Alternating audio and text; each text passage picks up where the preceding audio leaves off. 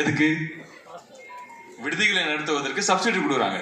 Subsidy கொடுத்து நடத்தப்படக்கூடிய ஹாஸ்டல்ல 8,600 ரூபாய்.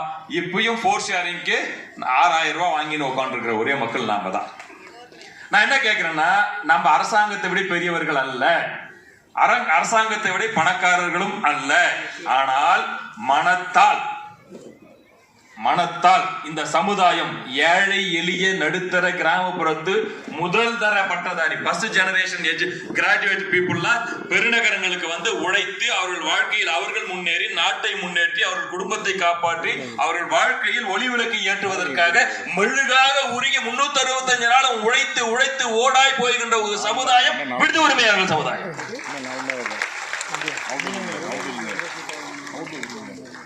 அரசாங்கம் புரிஞ்சுக்கணுமா வேண்டாமா? சரி, ஓகே, அரசாங்கத்தை விட்டுருவோம். அதுக்கடுத்து நமக்கு எல்லாம் யாரெல்லாம் குடைச்சல் கொடுக்குறாங்க